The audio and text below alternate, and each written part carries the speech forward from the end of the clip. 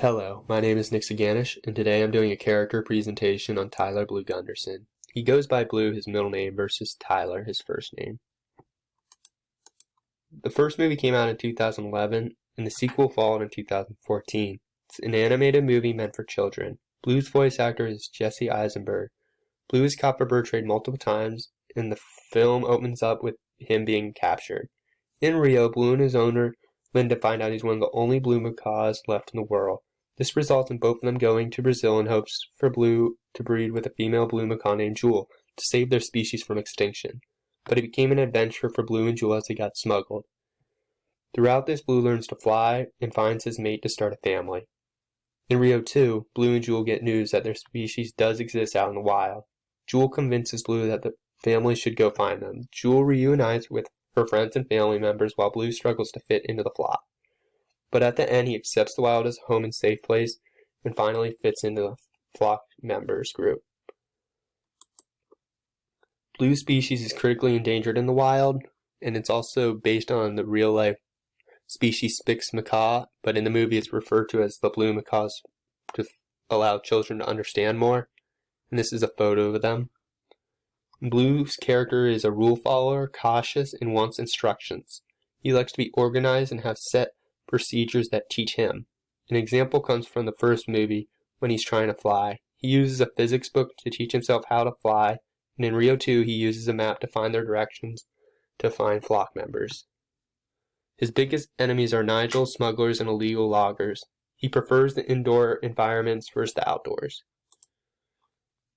Blue's physical development comes from behaviorism by Pavlov, Skinner, and Bandura. He learns from his owner Linda on how to act physically, which is a form of domestication.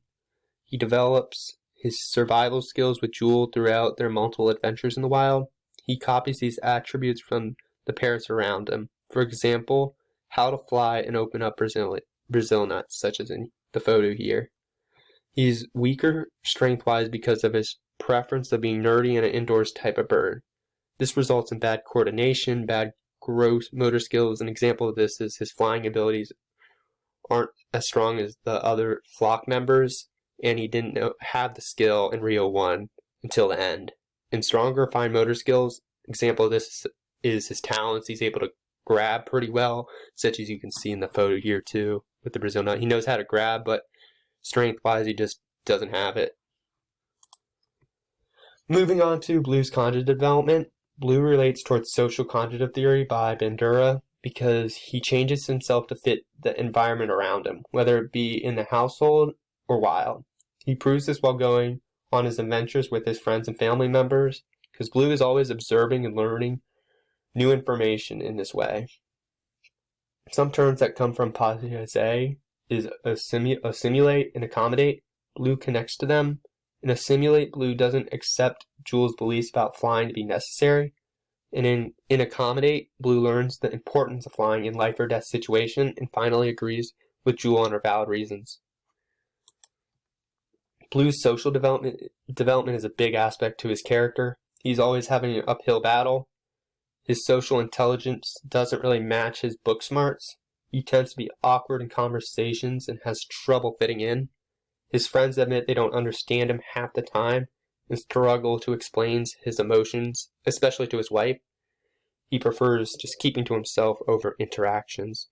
And then the divorce, like it's not maybe relatable to like a person, or in this case a parrot with a parrot. It's more of his environment over a relationship, because his wild habitat was taken away from him by bird trade at an early age. So it took time to accept Linda, since the first interaction shows his nerves and fear of her, but as time progressed, they got a better bond. In one of Erikson's stages of psychosocial development is trust versus mistrust, which takes place between 12 to 18 months of age. This is where Blue learns to trust Linda and humans, since she fed him and took care of everything for him. I will be relating Blue's moral development to Kohlberg's moral development stages. 3 stages in total, with 2 steps involved in each of those stages. I'm not going to go in depth about those, except the pre-conventional, conventional, and post-conventional.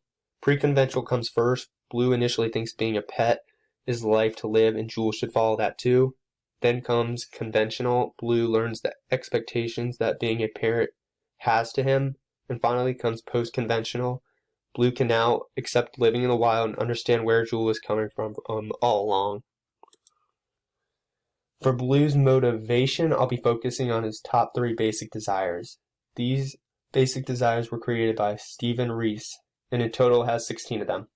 The most noticeable for Blue are acceptance, curiosity, and family throughout the 2 movies. In acceptance, he wants to fit in with the group, even though it's harder for him. In curiosity, he's always trying to gain knowledge from books and by observing his surroundings to make the necessary calculations. Family, he's always willing to throw himself in the front line of fire to protect them from harm. An example of this is keeping his family safe from Nigel multiple times. Blue definitely needs support in socializing inside the classroom because he is definitely an overachiever when it comes to learning. His biggest weakness is communicating that to others around him. He'd need heterogeneous grouping to interact with others who aren't brainiacs such as himself to improve social skills. This can help teach him to have new perspectives, to get outside of his comfort zone. Blue would be respectful and forgiving in groups, no matter who it may be, even enemies. As a teacher, make sure the group work is spread out equally among the group, because Blue might try to take advantage of the entire project rather than engage. Use role-playing scenarios in the class so he can observe and pick up social cues and conversations.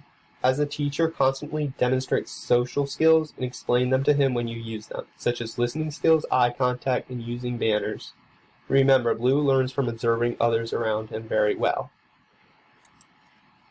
Blue's learning needs while teaching him should get him active and speaking out loud to improve his confidence socially. As the teacher, incorporate problem solving and critical thinking to excel on his learning, and make it interactive with classmates too, because teamwork is more successful with problem solving versus one individual going about it, and that's what we need to teach Blue in this scenario.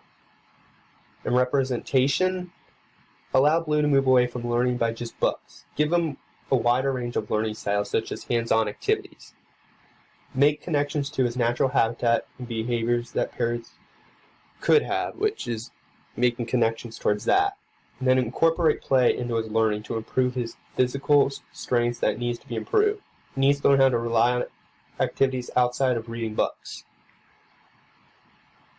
Anecdotal, as a teacher in the classroom, I should observe Blue's behavior and interaction inside the classroom. This should be written down on file to read later. Some helpful tips include past tense, dates, the time period, location, relevant background information, and avoiding too much interpretation.